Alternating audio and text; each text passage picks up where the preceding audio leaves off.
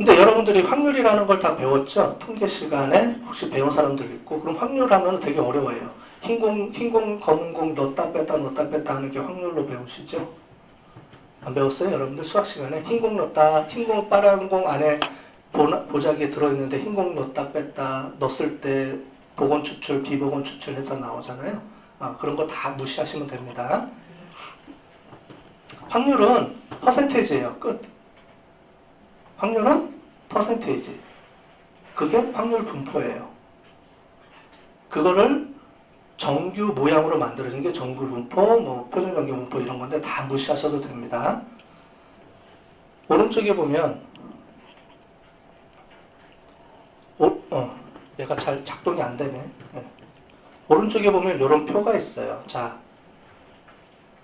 사람들의 몸무게를 가지고 조사를 했더니 이렇게 빈도수가 나와 있습니다. 자, 그러면 제일 많은 사람들이 요거죠? 총 60명이에요. 60명 중에 18명이 있어요. 얘를 퍼센테이지로 나타내주면 뭐예요? 60명 중에 18명 하니까 30% 0.3이에요. 이건 다 아시죠?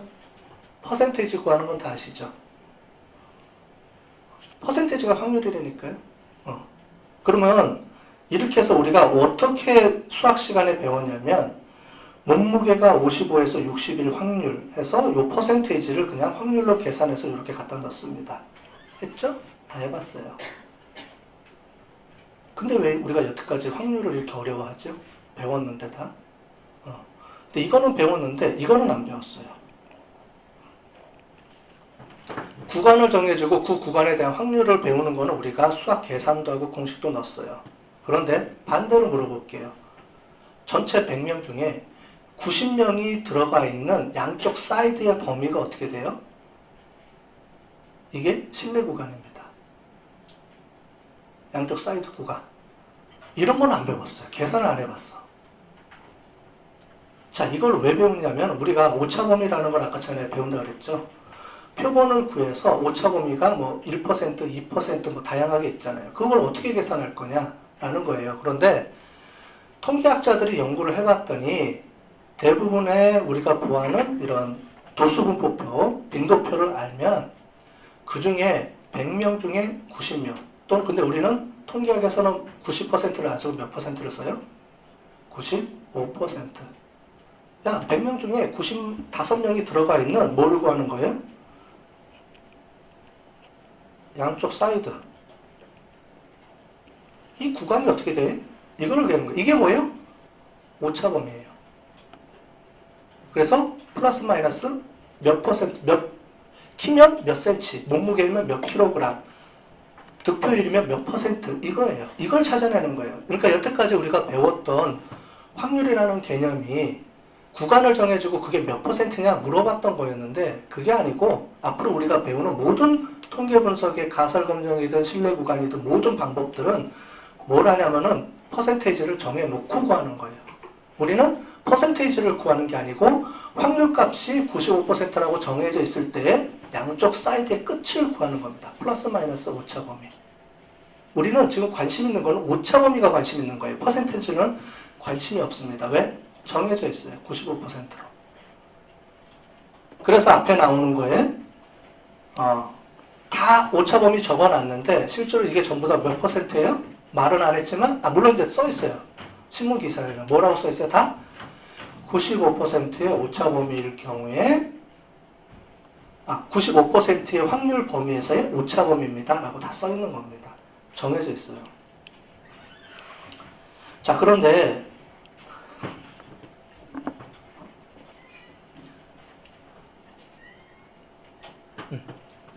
요것만 하고 끝낼게요. 잠깐. 자, 그런데 이렇게 일일이 도수분포표 그리면은 귀찮겠어요? 안 귀찮겠어요? 귀찮죠? 그리기도 어렵고. 자, 그래서 통계학자들이 조사를 해봤더니 이런 겁니다. 여러분들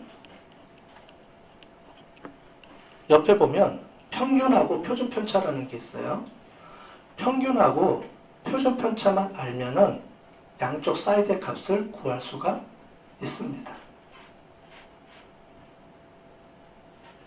그래서 도수분포표를 안 그립니다. 이제는. 자, 무슨 말인지 아셨죠? 자, 그러면 이 도수분포표에서 얘의 의미는 뭘까요? 요게 의미는. 이게 면적이에요. 막대 그래프들 다. 여러분 미분적분, 이제 미분적분 나오면 또 머리가 혼란스럽죠? 빼고, 그건 다 내일 다시 배울 거고요. 어쨌든 이 범위의 구간을 구하는 거예요. 자, 그런데 평균하고 표준편차를 알면 구할 수 있다고 그랬잖아요. 표준편차는 말 그대로 보편적으로, 평균적으로 떨어져 있는 거리, 한 보폭입니다. 저는 항상 얘기할 때 한 걸음이라고 그래요. 한 걸음. 한 걸음, 두 걸음. 자, 키가 있어요. 키는 170cm에 플러스 마이너스 10cm 이렇게 오차 범위가 정해지죠. 몸무게는 50kg에 플러스 마이너스 5kg. 자, 단위를 보세요. 아까처럼 10cm, 얘는 5kg. 단위가 같아요, 틀려요? 틀리죠. 그러면 이거를 표준화시켜서 무조건 한 걸음, 즉 1 표준편차만큼의 떨어진 거리라는 의미예요. 걸음이라는 말은. 아까처럼는 뭐예요? 킬로그램으로 따지면 5kg을 1로 보겠다는 거예요. 이해되시죠? 키로 보면 10cm를 1로 보겠다는 거예요. 무슨 말인지 아시겠죠? 평균으로부터 1표준편차라는 말은, 1걸음이라는 건 뭐냐면 1표준편차만큼의 거리, 즉 10cm, 5kg, 1% 다 틀려요. 구하는 것마다. 하지만 우리가 무조건 표준편차라는 걸로 1로 다 통일하자 이거죠. 그랬을 때 1표준편차 거리만큼 뭐가 들어가냐면 전체 데이터에 몇 퍼센트가 들어간다고 써있어요, 여기. 거의 70%가 들어가 있어요. 모든 데이터는. 즉, 키를 재든 몸무게를 재든 퍼센테이지를 재든 전체 데이터의 70%는 요 안에 다 들어가 있다는 겁니다. 이 안이 무슨 말이에요? 1. 표준편차. 아까 전에 170cm 플러스 마이너스 10이라 그러면 뭐예요? 플러스 전체 100명 중에 70명이 80에서 60 사이에 다 들어가 있다는 거예요. 이거는 보편적으로 정해진 법칙입니다. 모든 데이터들은 이런 분포를 다 가지고 있어요. 특이한 경우 외에는. 그래서 우리가 하는 모든 조사는 다 이런 가정을 하에서 통계학에서 조사를 하는 겁니다. 이거를 모수 분석이라고 그래요. 나중에 어떤 특정한 경우는 비모수 분석이라는 걸 써요. 여러분들은 안 쓸 건데 의대나 간호대는 비모수 분석을 씁니다. 언제 쓰냐면 데이터가 30개 미만일 때는 이런 분포가 못 나와요. 그래서 비모수 분석을 씁니다. 그런 경우 외에는 우리는 다 모수 분석을 쓰면 돼요. 이 분포를 따라서 쓰면 됩니다. 자, 그런데 우리가 아까 전에 자, 2걸음까지는 얼마예요?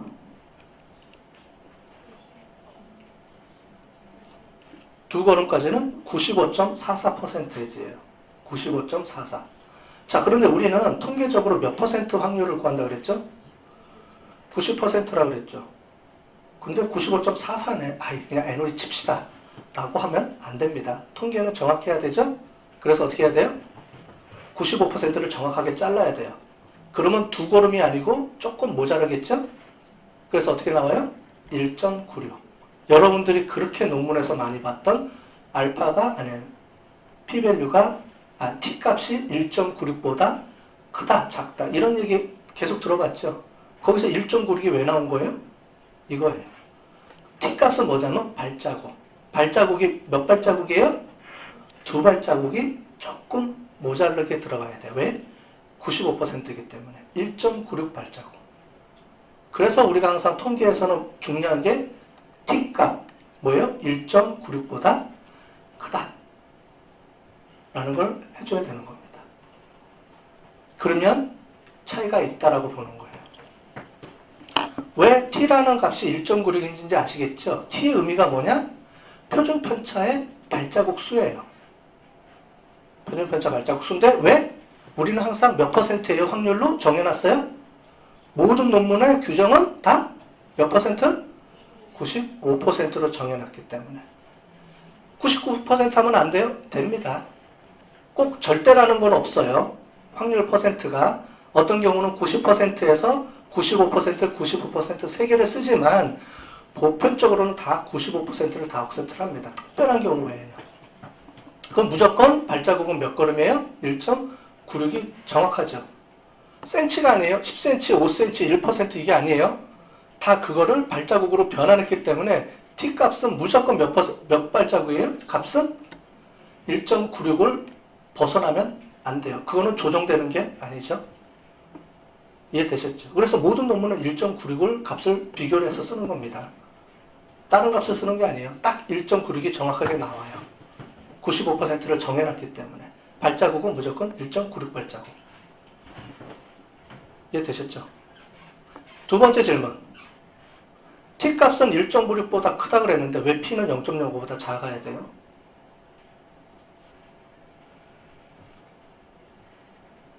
반대예요. t는 커야 되고 p는 작아야 돼요.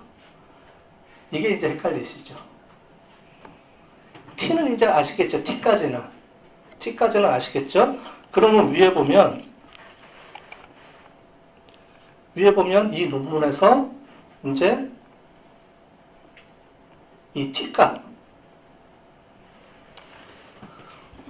딱 보면 어떻게 돼요? 1.96보다 크거나 작은지만 고르면 되죠. 첫 번째는 커요, 작아요?